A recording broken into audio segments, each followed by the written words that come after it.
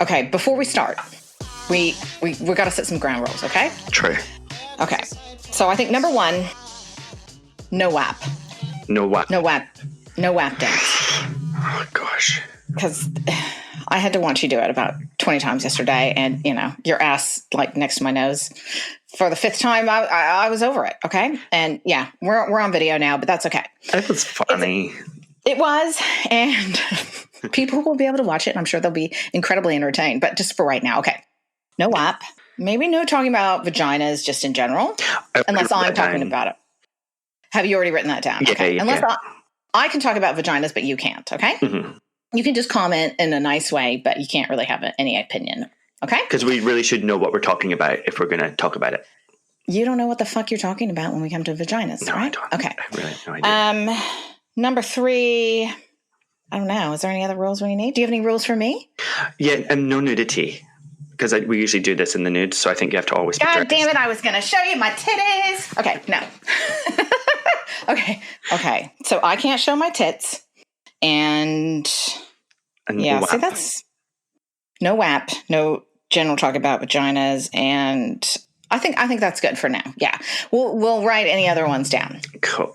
So shall we do intro? So welcome to WTF Stories and Advice. I am Caroline Cranshaw. And I'm Daryl Gove. I think your mouth might be a little bit close to the microphone. Oh, hold on. So you might want to take that a little bit away, okay? Oh, that's difficult. How's that? Yeah, no. With a Yeti, you're not supposed to have it tilted towards your mouth. Tilt it that way? No. Straight up? Straight up and down. Straight up and down. It's a bit suggestive.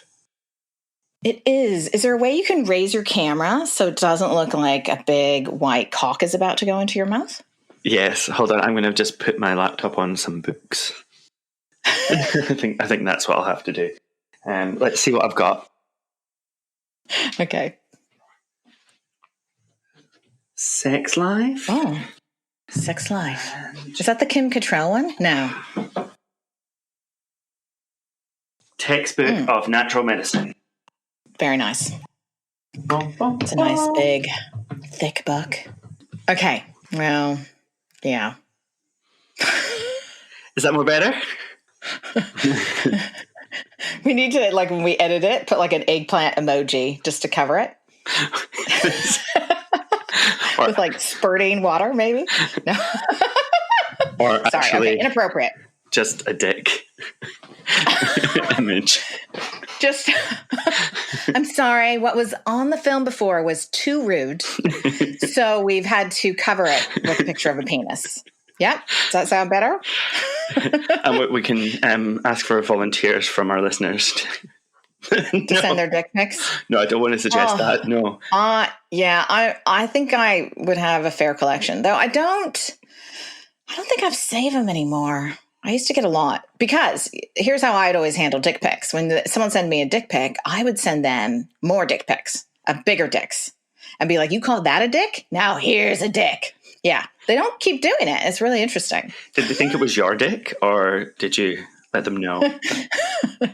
I would imply that it was, yes. But I would send them a collection of dicks. So they must have gotten the clue that it wasn't actually just my dick, because I don't have that many dicks. I don't have any dicks at all, except for all the ones that I want. Well, you're a woman. Okay, yeah. Okay, shall we start? We should start. Yeah, let's start. Okay, cool.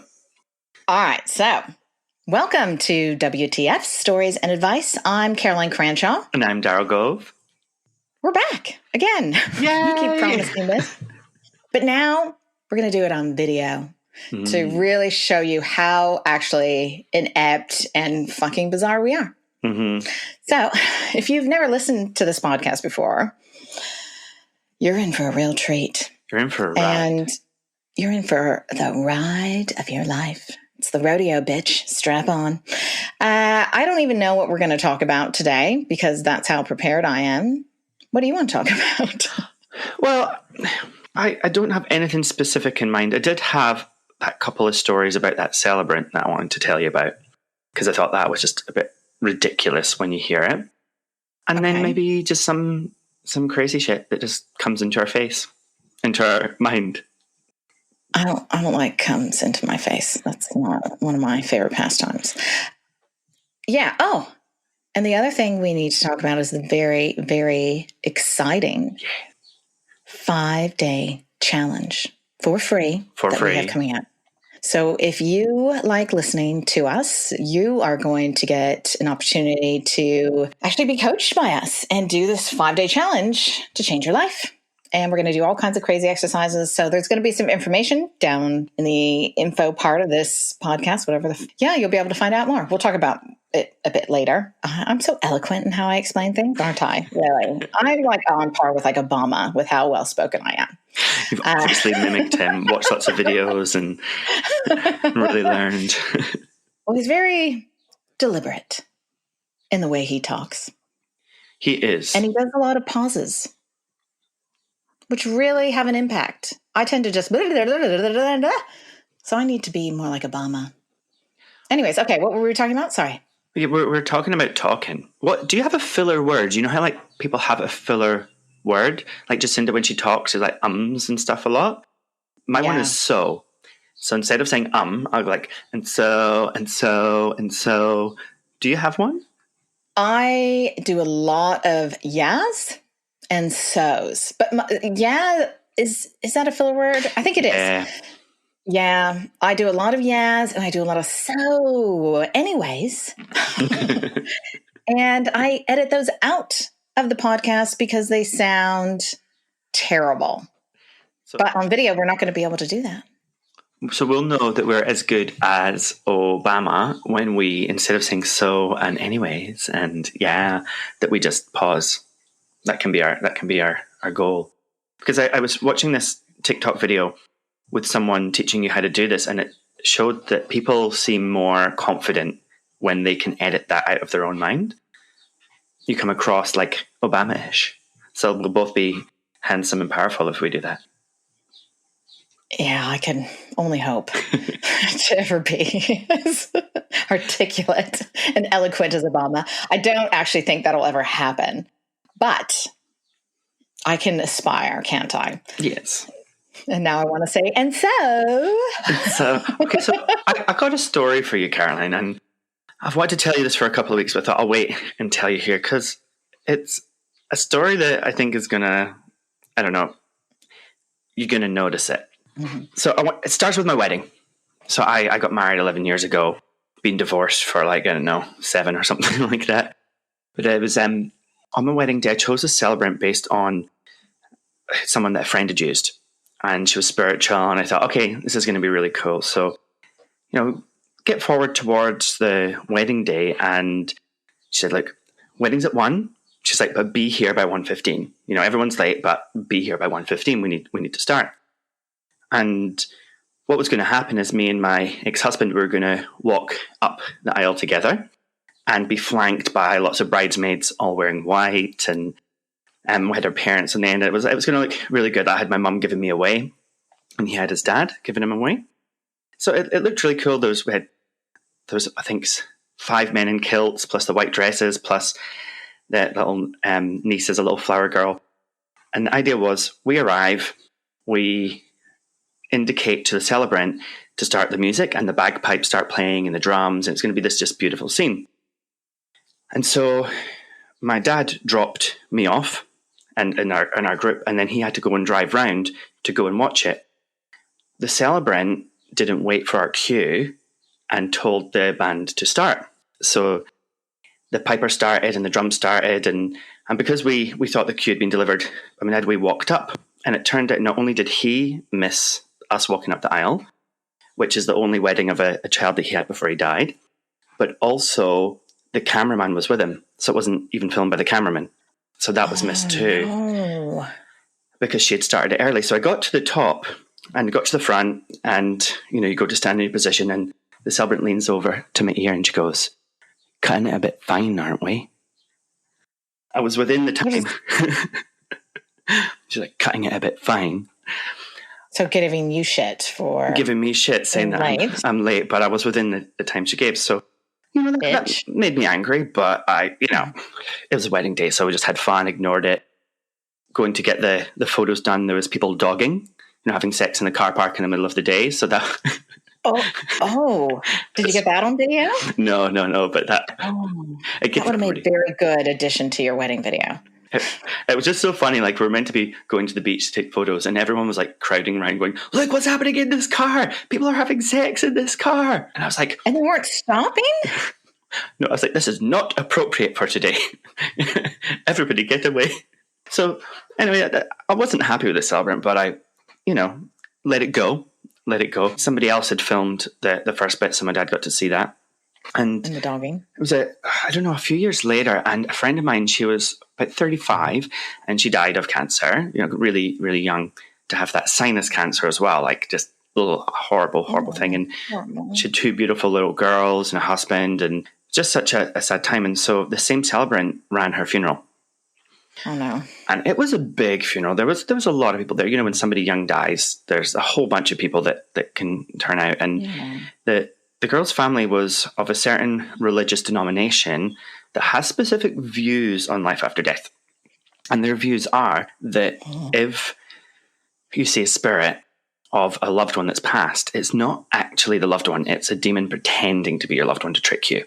So they're really specific about this. So this celebrant gets up in front of the room, and she's telling her story, and she's going, and so this girl came to me in my dreams, and she gave me this message to share with you. And I'm just going, no, you didn't do your research on this religion. You're offending the family. You're sharing the message of a demon spirit. And what religion is that? Jehovah's Witness. Is it? Do they believe that? Well, this is my understanding. This is when I've had conversations with an ex and with my uncle who were quite into it. This is what they told me the belief was. So, and if that's wrong, let me know. But this was my understanding, and I was just going, oh. So then it got to the part where it was like, okay, who wants to speak? And so she says, so if nobody needs to speak, we can. And somebody was like, well, actually, yeah, can I? She goes, okay, we'll make it quick then. And so a celebrant said that. Mm-hmm. So this is, people are grieving. This is like the best friend of the girl gets up and she has a minute. Quick. Celebrant cuts her off, and then she moves on. So if we're done, and then someone else puts on, oh, can I speak? And this happened about 3 or 4 times before the celebrant just moved it on. Okay, time to go. We've got to go. And I was thinking, shit, there must be like another funeral after, or there must be a certain time we have to get to the cemetery by. I did miss out also that she didn't wait for everyone to arrive. When people were streaming into the room, and she just started because it was running late. But shit like that runs late. You just wait. You wait for everyone to get in. She's a time Nazi, basically. Time Nazi. So I saw her later that day. I bumped into her at the mall. And I said, oh, what was the deal with rushing it? And she goes, oh, I had a service booked for my car. Oh, my God. A service booked for her car. So she just completely wrecked this girl's funeral, wrecked people's chance to say goodbye because she'd booked a car service that she didn't want to move the time of or be late. And I just, it ate me up for years. I was so angry with her. Luckily, she moved away, so I didn't have to see her again. But yeah. That's when you do a Yelp review. So just warning out there, if you want to know who not to use for your funeral or your wedding, then flick me an email. Oh my God, that's horrible. Wow. I was telling a story the other day of the worst funeral I've ever been to. And I don't know if I should I can't tell the whole story. But it was someone who this person had died under suspicious circumstances and well known to have a very abusive relationship, or tumultuous. I'll say tumultuous. And she had died, and supposedly it was an aneurysm and blah, blah, blah, blah, blah. But there was very dodgy stuff going on. And I don't want to go into too much detail because hopefully people will know this or listen to this podcast. But the woman's sister gets up. Like, a few people have said some really nice things. And she gets up and she was like, this is, my sister was murdered. Starts fucking screaming and yelling. And it's like her kids are there and the whole family. And we are all just like, and she literally had to be like dragged out of the funeral screaming that her sister was murdered by her partner, basically. And it was like, there's a lot to the story. And actually her kids ended up amazing and doing so well in life. And so that's the best, outcome for everybody, thank God. But it was literally like, oh my God, it was the type of shit that you would see on like some show where you're just like, worst funeral ever. Yeah, pretty intense. That's quite it's an interesting topic. What is the worst funeral ever?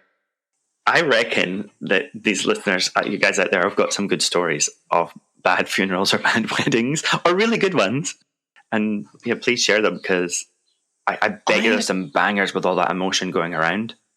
I have another one. Okay, one more. I did not go to this one, but this one was a woman who I knew. Her father had passed away of a heart attack. And here in New Zealand, a lot of times what they do is they have the body come home. I can't remember, but they bring the body home for a few days before they actually bury them. And so everyone can say goodbye, and it's quite lovely, really. But apparently the person that had embalmed her father did not know what they were doing and did not do it correctly. And so it wasn't actually at the funeral, but it was like the night before. And so people are there, and the body, they hear this, and the body sits up in the fucking coffin, and blood goes, oh! And they're like, everyone like runs from the fucking house. Of course. I mean, yeah. Anyways, there was way more to that story too, of someone showing up and saying that they were actually involved with the man. And it was like, oh my fucking God, it was crazy town. But yeah, I was like, you take the cake, you win for worst funeral story. Absolutely. It was just fucking insane. But anyways, I wish I could tell more detail. I actually don't know all the facts, and I should, again, you've got to be careful with what you say, right? There was, oh my God, yeah, the story just goes on. That's the thing about being a therapist, right? Is sometimes people tell you stories that you're just like, oh my fucking God, I wish I could tell people this story, because it is so unbelievable that it was, you just can't even make this shit up. But then, of course, confidentiality. And I know I have told stories about clients, or that clients have told me on this podcast, which is definitely a bit naughty. But I never use any kind of identifying details or anything like that. And you change so much of the details of the person. So like, there's no way. Yeah, it would be back. But holy shit. I mean, the stories I could tell. Oh my God. What I really want to do is write a TV show. I would love to do this. Write a TV show about a therapist and actually write some of the stories and have those stories acted out. I mean, people would probably sue the shit out of me if I ever did that. But I mean, and you could just say, well, it's not true. Because what do they say? Life imitates art, or art imitates life, right? But there's stuff that happens in the world that you just can't quite believe it, right? It's just so nuts.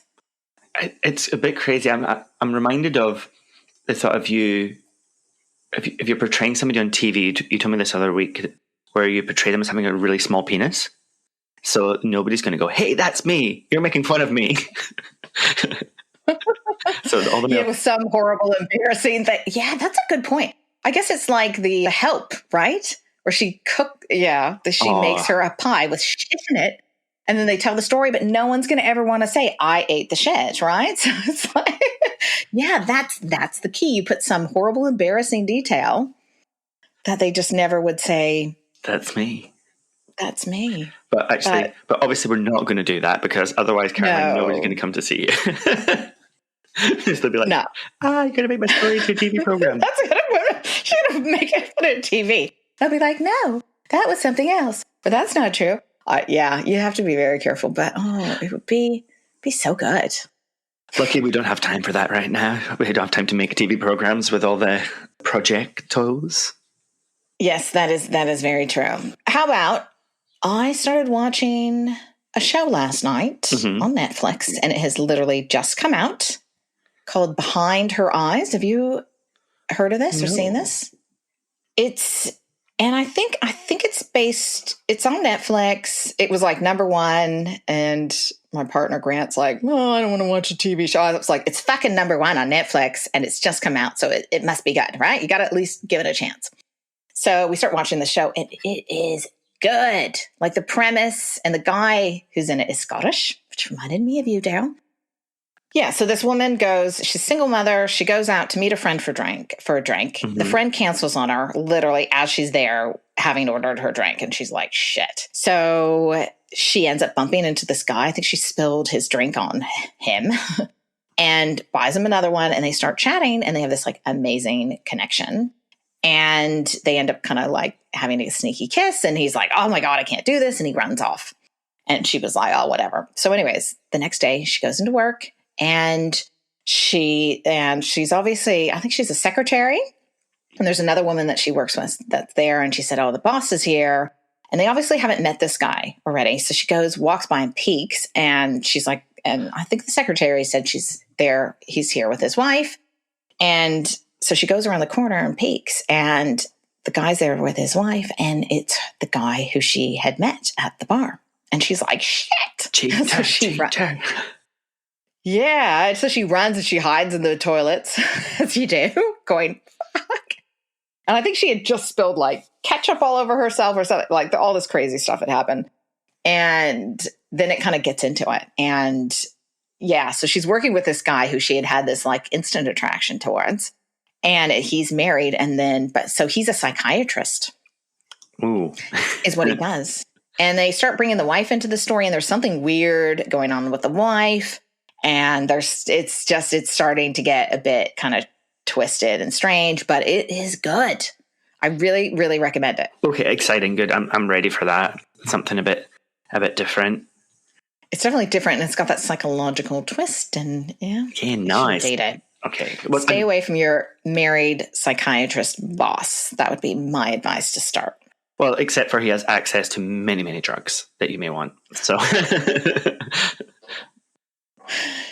True.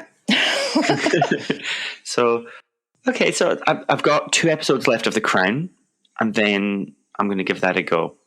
The Crown? The Crown, like the Corona. Oh, The Crown. Yeah. I watched season 4. I should watch the others, but that was good. The girl who plays Di is just unbelievable. And I really like the way that Dana Scully plays Margaret Thatcher. Except for she plays her with an 85-year-old voice. Not the voice she had when she was in power. Have you seen, there's this comedian from SNL, Saturday Night Live, it's Chloe something. I can't remember what her name is, but she's got this like Instagram account, Chloe is Crazy. Have you seen her? No. She's hilarious. She is so funny, but she does this skit that it's like, a Zoom call between Margaret Thatcher and the Queen. And the Queen is like, oh, thank you. We're going to tell some children's nursery rhymes and storytelling or do something along this. And so the Queen's kind of coaching Margaret Thatcher, who this Chloe is Crazy chick is playing, of how, telling these different stories. And she can't remember the stories. She can't remember the rhymes. And so the Queen's kind of coaching her. And it is so funny. But she does the spot on exact accent that Gillian Anderson does. It's amazing. Chloe is crazy. Okay, I'm gonna. Chloe is. Oh, she's so good. Funniest woman. Amazing. I was going to say, I reckon Meryl Streep did a good Maggie Thatcher in that movie. I don't know, about 10 years ago. It was a bio of her life. Yes, that's right. Yeah, it was really good. Oh, Meryl Streep. She's just such a bad actress, really, isn't she? Oh, terrible. Just kidding, Meryl. You're amazing. She's amazing. It's a bit weird though. Like however good somebody plays Margaret Thatcher in a house with a Scottish and an Argentinian person together. It's we want to love you, Maggie, but wait, I kind of missed that joke. What? Oh, it's not a joke. No. It's for so we just covered in The Crown, and in any biopic of Margaret Thatcher, her defining moment was winning the Falklands War. That's when she became popular. After her popularity was just diving, and then that war boosted her popularity hugely. And the war was against Argentina, obviously, and my partner's Argentinian, so that was comfortable viewing. Yeah, it would have been you being from the UK. My caveat is that I'm Scottish, and so You are. that was like a British-English war. I do support the British position in that war, but it's it wasn't me. So I have one more TV recommendation. what do you got? Now, I've heard about this show for a while. It's been out for a while, so if you've already seen it, just ignore what I'm saying. But a client asked me a few weeks ago if I had watched Euphoria. And I said, no, I haven't. I'm just not really into the whole watching teenagers be addicted to drugs kind of scene. And she was like, you have to watch this show. It is amazing. Amazing. Have you watched it, Daryl? What? No. I told you to watch it a few weeks ago, didn't I? I know, but I only have time for one TV program at a time. Well, obviously two, including RuPaul. But okay, yeah, it is so unbelievably good. I think once we started watching it, I did not stop. Basically, you watched it all at once. Watched the whole thing within 24 hours, and then I watched it again. I was that blown away by it. It is that good. The actors are unbelievable. So fucking good. It's so kind of, there's a twist you're not expecting. It goes really, like each show delves into the life of a different character, and you really, like from childhood till present. And it is amazing. It is genius. And so if you're not into drugs or whatever, that's fine. But, and it's not promoting drugs. It really is kind of like looking at the downside of drugs and addiction and all that. But it's more about the interactions with people and what goes on behind the scenes and why people are messed up. And I would say it's my favorite show I have watched in the past few years, hands down. I love it. It sounds a little bit like it's not copying, but it's following the format of the TV show Skins. So the US version of Skins apparently was pretty poor, but the British one, the idea was that every actor in it had to be new. So they hadn't acted in anything before. And it followed each episode a different character through what was going on at home and to why they were like they were, and then how they ended up taking drugs or doing whatever they were doing. And it's such an edgy, awesome TV show. And won heaps of awards back in the day. Skins. It's like Skins. Yeah, I haven't seen that. I'll have to check it out because that is a similar format, but it's done so well. And there's these almost like fantasy turns that it takes. Like it's not all just, complete reality, which I'm not really one for fantasy. I'm not really one for musicals but it's the trippiest shit you've ever seen. I just loved it. So that is my recommendation. Watch it. If you hate it, well, that's your lookout. But I was absolutely blown away. And I think the guy who's producing it and all of the actors in it are unbelievable. It's so well cast. Anyways, that's Euphoria. That's all I'll say. But Euphoria, watch. Awesome. Yeah. I went to my kids and was like, have you watched Euphoria? No. The older ones, obviously. And they were like, yeah, of course. I've seen it like 3 times. You were so angry with me for not watching. You're like, I told you to watch that program. I told you. Daryl, how fucking dare you? No. Oh, here's a little update for you. My father got COVID. My father lives in the States. He lives in California, in Sacramento. And he got COVID in January. He wouldn't have even known. He just had a bit of a runny nose. So that's really good that he had mild symptoms. But then he's gone and gotten he's got the vaccine for it. And he's had a really bad reaction. So that's not so good.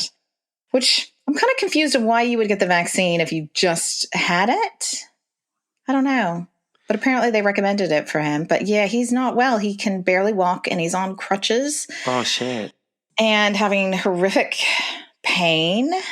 So hopefully that's not a normal thing. But I don't know. It's made me a bit wary. I guess we'll find out because it is still obviously in the experimental stage. It's not had all the long-term safety studies done yet. So these reactions will be uncovered, and luckily it's not everybody. It's hopefully but I'm very worried about him actually. So yeah. That's my family news. Yeah. Oh, that sucks. Well, send him love, and if from my understanding, some vaccine reactions can be due to, say, you can react to individual ingredients or to heavy metals in them, and some of this can be helped naturopathically. So some of these symptoms. So yeah, we can have a chat. There might be something that can be done. I sent him a whole whole bunch of supplements. Oh, but we didn't talk about the challenge. Oh yeah, let's talk about the challenge before we go. So if you guys have listened to us before, you may know that we actually have a hypnotherapy school. We teach people hypnotherapy. That's great. And we're going to continue to do that. Okay. That's another filler word. Now I'm noticing all my filler words. God damn it. But the power and the confidence once you've avoided them all. I'm channeling Obama. Channel Michelle. She's who I like, Michelle. Well, I like her too. I love her. She is such a class act, really. Michelle for president. I digress. Well, she doesn't want that job. No, she's not crazy. So she's like, hell no, bitch, I'm out of here. Yeah, so 5-day challenge. We get lots of people contacting us, wanting to work with us, really desperate for help. A lot of people in other countries that we can't see personally. Obviously, we see a lot of people through online or Zoom, but we just thought this would be a nice thing, a way we can give back, a way we can help a lot of people. So we're going to do this little 5-day challenge. We're calling it the Change Your Life Challenge. Why don't you explain it, Daryl? You're better than me. Yeah, so, obviously, we have a finite amount of people we can see one-on-one. So we're going to do an online challenge where we meet 5 days in a row at 3 p.m. New Zealand time. So that's about about 7 or 8 p.m. Pacific time. Depending on time zones and all of that, but in the evening. And it doesn't need to be live. It's all going to be pre-recorded, and there's going to be a bit of a course online as well. And what we're going to do with this 5-day challenge is each day we're going to meet, we're going to give you a little bit of lesson on the unconscious mind and how you can use it to change your life. And we're going to work on a different area of your life each day. You're going to have a strategy to use. We're going to use kind of really cool tools that let you see things differently. And then there's going to be a meditation to download afterwards to create your change. So a hypnotic meditation. So after 5 days, you will have worked on what me and Caroline consider the most important areas of your life to work on to get change. And we're not talking about work on your job or your relationship. Like, you decide what you need to work on. But we're going to be working on, say, your beliefs around your work or your relationship, and your self-love and confidence and motivation and all that kind of stuff. Any blocks that are stopping you from getting where you want to be, stopping you from changing your life. So the idea is that after 5 days, your life is going to be so much more amazing, and it's all free. So there'll be a link in the comment section where you can join up and get ready to work with us.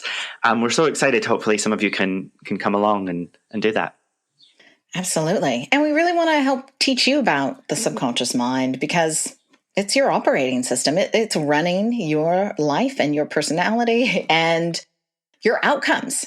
And you don't want to leave that shit to chance. No. There's a lot of old programming in there that you may not realize, or you do realize, but it's very hard to change it on that conscious level. So we are actually going to teach you how you can do that yourself and help you through the process and give you the tools to do it. So yeah, that'll be launching in a couple of weeks. Really, really excited to see you guys. And if you're listening to this after it's launched in March 2021, then that's okay. There'll be the video downloads that you can do it at home on your own.